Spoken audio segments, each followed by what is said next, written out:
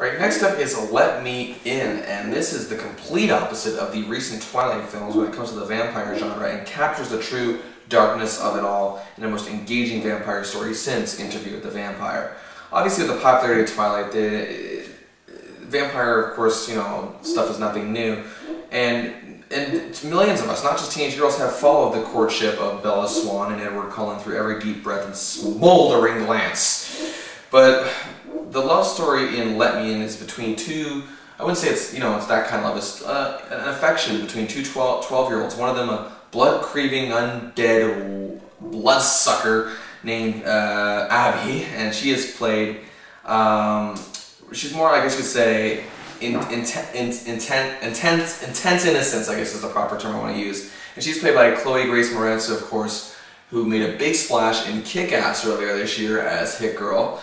And the relationship I love in this film too between her and the young man is not based, obviously you can't base something like this off of anything provocative, but it is more in the loneliness of children and their unrecognized rage within their mindsets and whatnot. Now Abby and her pal, a trembling big-eyed boy named Owen, played by Smit-mcphee, are fragile yet quiet but also capable of horrifying violence. Now, again, I know this doesn't sound very, very intriguing to some of you, but Matt Reeves is, I guess you say, honorable. This is an honorable and worthy remake of Let the Right One In, which is a Swedish film. Is disturbing because it takes you inside the minds of the young main characters more so than that film did. Owen in particular. Now, he is ignored and just ignored and left to rot at home by his mother. His parents are in the midst of a divorce. Owen is easy bait for bullies at school. He's just that type of guy. And of course, he compensates for his powerlessness by just shutting himself in his room, where he, just looks at his neighbors like through a telescope and acts out weird and odd fantasies in front of the mirror. Are you scared, little girl? He'll whisper. That's one of the most disturbing scenes in the movie, where it almost reminds me of that commercial years back for abused children, where the kid is screaming. It looks like he's screaming at someone, saying, "You're hopeless, you're pathetic," and he's looking in the mirror. It almost kind of reminded me of that, except this time, this kid is trying to talk to, thinking he is talking to someone and not himself. But it's just as depressing and just as dark. But and also, he seems, in the scenes where he's brandishing a knife really just got to me as well. And and you just imagine his locker room tormentors. It's almost like Carrie in a way. It kind of reminds me of that, where she wants something to be done to them, but it's like he's acting out what you think what Carrie was thinking in that film, because she never acted those things out, even imaginatory, but you knew she was thinking it. Now, the little girl, however, does arrive in Owen's life, moving next door into an apartment in a shaggy little complex with her, I used to say, adult guardian, played by the always wonderful Richard Jenkins. And she becomes the boy's ally in a pact of mutual protection. And they said, at first she's reluctant, obviously, because they can't be friends because of who she is and whatnot. With her eating people and sucking their blood, might not work out too good, And they kind of frown on that thing. I think Dr. Phil mentioned that once, or maybe it was Dr. Oz, or maybe Dr. Zayas, I don't know.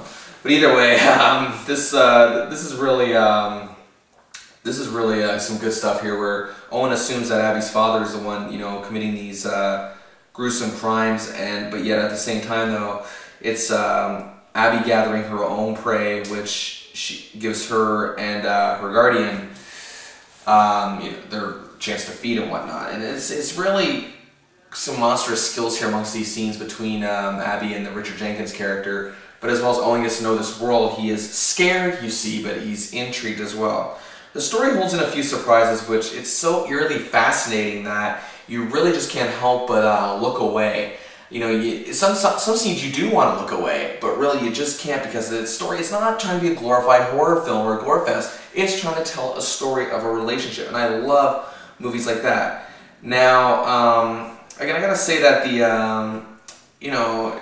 this movie could have gone the whole pseudo-documentary route too, the way it's effectively filmed, like I guess say Cloverfield or the Blair Witch Project, and anticipating Paranormal Activity Part 2. You'd think that, that what I mean by that comparison there that I didn't specify is that it's it's artistic integrity of these films, and it's slick effects. Don't overdo it. It seems more authentic, like those movies did, despite how over the top they can be. Now they actually could have made it like that, in terms of its artistic level. But the thing that differs the two is, okay, you got the handy cam films, you got a film like this.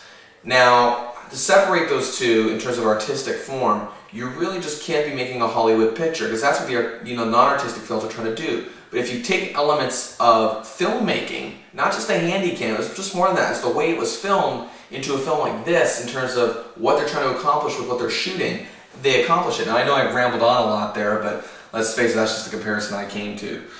I gotta say the performances here are just wonderful. Also, there's a great scenes from a really messed up cop played by a Canadian actor, Elias Koteas, who of course a lot of people my age will know as Casey Jones from the Ninja Turtles films.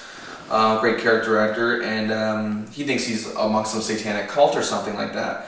But really, this is just a great, well put together story that has some great performances, some good characters, and some really, really captivating scenes between the two children. They are really on par. I think Chloe Grace Moretz really has a bright future, not just as a child star, but as an actress. And really, I can't say enough about this film. I gotta give Let Me In 3.5 stars out of 5.